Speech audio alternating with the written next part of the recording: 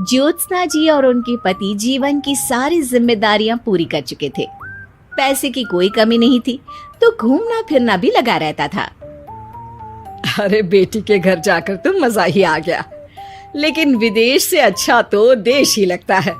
अब मन को चैन मिला। अरे लेकिन वहां की औरतें देखिए, कितनी फिट, स्मार्ट और चमकती हुई। आदत से तो बाज नहीं आओगे आप। अरे मजाक कर रहा हूँ यार। अच्छा मैं जरा बाजार होकर आता हूँ। पति बाजार जाता है, जहां उसे एक अजीब सी दुकान दिखाई देती है। अरे ये क्या बात हुई? अंदर आओ 50 के, बाहर निकलो 40 के। हम आपकी 10 साल उम्र कम करते हैं। अरे ऐसा क्या करते हैं भला? जरा अंदर जाकर ही देख लेता हूँ। अंदर एक सुंदर सी लड़की खड़ी होती है। सुंदरी जी, ये क्या दुकान है? जरा जादू हम पर भी तो चला दीजिए। यस सर, आपको हमारी एग्जीक्यूटिव एक डेमो के लिए अंदर ले जाएगी। आप अंदर जाएंगी तो आप खुद ब खुद समझ जाएंगी। पति अंदर जाता है, जहां सेल्स गर्ल मिलकर पति को नकली बाल, नकली दांत, रंग बिरंगी कपड़े के साथ रंगीन चश्मा लगा देती है। देखिए, अब खुद को शीशे पे देखिए और बताइए सर। हाय दयो, ऐसे तो मैं किसी हीरो से कम नहीं लग रहा। दे दो, सारा सामान पैक कर दो। पति खुशी खुशी वहां से निकल जाता है। घर आकर वो सारा सामान छुपा देता है। फिर अगली शाम, सुनो मैं वॉक पर जा रहा हूँ। इस वक्त? अरे नाती पोतों को वीडियो कॉल करके बात तो कर लो। अब हाँ, आकर करता हूँ ना, पक्का पक्का। पति बाहर जाकर सारा मेकअप करता है और मार्केट में घूमता है, जहां उसे एक स्मार्ट सी महिला दिखती है। क्या आपको मुझसे कोई काम है? नहीं नहीं, आप तो बहुत हैंडसम है। थैंक्स। वैसे आप भी कम नहीं है। वैसे क्या उम्र होगी आपकी? लगता कितने का हूँ? 40 के तो पूरे लगते हैं। अब क्या था, 50 साल के पति को कोई 40 का बोल दी तो। वैसे तो कम का हूँ, लेकिन टेंशन के कारण थोड़ा उम्र में बड़ा देखने लगा हूँ। ओह सच्ची? आप 40 के पूरे नहीं हो? अरे छोड़िए ना, चलिए मैं आपको कॉफी पिलाता हूँ। यहाँ की कॉफी काफी शानदार होती है। दोनों में दोस्ती हो जाती है और फिर चल पड़ता है सिलसिला रोज रोज के घूमने फिरने और मजे करने का। अब सारा दिन पतिदेव फोन पर। अरे नाश्ता तो कर लीजिए, क्या सारा दिन फोन पर लगे रहते हैं? अरे यार, जरूरी काम कर रहा हूँ मैं। रिटायर हो, पेंशन मिलती है, कोई काम नहीं है, फिर कौन सा जरूरी काम आन पड़ा आजकल? अरे एक प्रोजेक्ट के सोशल नेटवर्किंग का काम है, उसी पर काम कर रहा हूँ। ठीक है, चलो अब नाश्ता कर लो, देर हो रही है।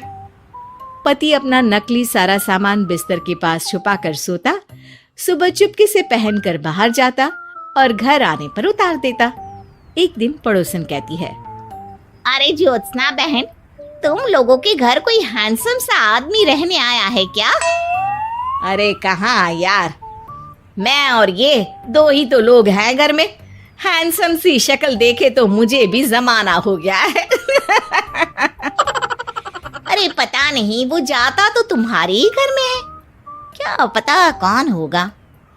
अरे तुम्हारी उम्र हो रही है ना, और भाई साहब को भी गए 5 साल हो गए, शायद इसीलिए अब सारे हैंडसम नजर आ रहे होंगे। पड़ोसन भी ज्योत्सना की बात पर मुस्कुराकर वहां से चली जाती है। एक दिन, अरे सुनो जी, बहू बेटा और पोता आ रहे हैं, कुछ दिनों के लिए वो हमारे साथ ही रहेंगे। अरे शिट यार, ये क्या है? बेटे ने तो कर ली शादी, अब क्या करने आ रहा है यहाँ पर? अरे कैसे बात कर रहे हो जी, इस उम्र में तो माता पिता तरसते हैं कि बच्चे आखिर साथ रहे, लेकिन आप है कि। अरे ठीक है ना, लेकिन अब देखो सभी व्यस्त हैं अपनी जिंदगी में। ये लोग आएंगे रहेंगे, कितनी डिस्टर्ब हो जाएगी लाइफ। कैसी बात कर रहे हो? अरे जैसे बहुत हैपनिंग है ना तुम्हारी लाइफ, तो जो बच्चों के आने से डिस्टर्ब हो जाएगी। अरे दिन काटने मुश्किल होते हैं, बच्चे आ जाएंगे तो थोड़ा दिन रात पता तो चलेगा। ओफो, ठीक है, लेकिन बोल देना कि ना कोई मेरे कमरे में आए, ना मेरी लाइफ पे दखल दे कि मैं कहाँ जा रहा हूँ, क्या कर रहा हूँ, समझी? खैर, वो दिन भी आ जाता है जब बहू, बेटा और पोता उन लोगों के घर आते हैं। एक दिन, माँ जी, आज मेड नहीं आई है तो मैं आप लोगों के कमरे में झाड़ू लगा देती हूँ। अरे नहीं बहू, वो तेरे पापा को ना पसंद नहीं है कि कोई उनके कमरे में जाए। तू छोड़ ना, मैं खुद ही लगा दूंगी। सास को समझ में नहीं आता कि आखिर उसके पति ने किसी को कमरे में जाने से मना क्यों कर रखा है। खैर, वो साफ सफाई करके बाहर निकल आती है, लेकिन कहते हैं ना, बच्चा तो अबोध होता है, उसे किसी बात का क्या पता। वो खेलते खेलते दादा के बिस्तर तक पहुंच जाता है और बाहर ले आता है दादा का वो सारा सामान जो वो लगाकर घूमते थे। ज्योत्सना की नजर उस सामान पर पड़ती है। वो बच्चे से पकड़कर कमरे में लाती है और पैकेट खोलकर देखती है। हाय रे दैया, ये क्या लग रहा है कि आजकल ये प्रोजेक्ट नया मिला हुआ है। बेटे बहू के जाने के बाद ज्योत्सना सोचती है कि वो बात करेगी, लेकिन फिर अरे खुद से बात करूंगी तो मुकर जाएंगे। पता लगाना होगा कि माजरा क्या है। कुछ दिनों बाद, अरे यार, ये बच्चे लोगों के आने से लाइफ ना बड़ी डिस्टर्ब सी रही। मैं कुछ देर के लिए वॉक पर जा रहा हूँ, आराम से आऊंगा 2-4 घंटों के बाद, ठीक है? मैं क्या सोच रही हूँ कि मैं भी आपके साथ चलती हूँ। अरे थोड़ा रिलैक्स मैं भी तो हो जाऊं। हाँ, पड़ोस वाली बुढ़िया के साथ नीचे पार्क में जाकर वॉक करके आ जाओ। अच्छा जी, तुम कार से लॉन्ग ड्राइव के मजे लो और मैं पड़ोस की बुढ़िया के साथ। पति नहीं मानता और अपना पैकेट और कार लेकर निकल जाता है। रास्ते से वो उस महिला मित्र को फोन करता है। हाय ब्यूटीफुल, मैं कुछ दिनों के लिए आउट ऑफ कंट्री था, आज आ गया तो सोचा तुमसे मिल लूं। हाँ, क्यों नहीं, क्लब में आ जाओ। पति क्लब में पहुंचता है, सारा नकली सामान चिपका भी लेता है, लेकिन उसे पता नहीं होता कि ज्योत्सना ने सबका गोंद निकाल दिया है। ओ बेबी, मैंने आपको बहुत मिस किया। मैंने भी।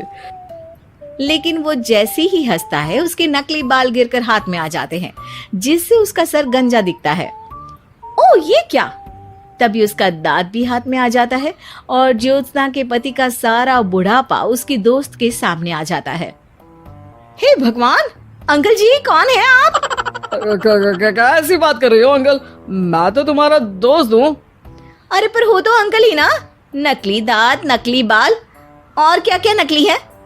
पति को गुस्सा आ जाता है।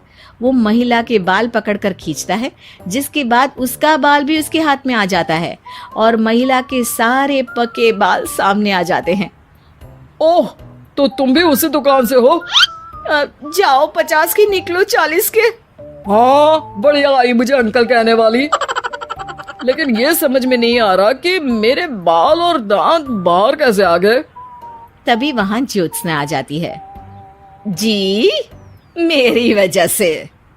चलिए इन आंटी जी को नमस्ते कहिए, फिर घर चलते हैं और वहां मैं बनाऊंगी आपको 40 का।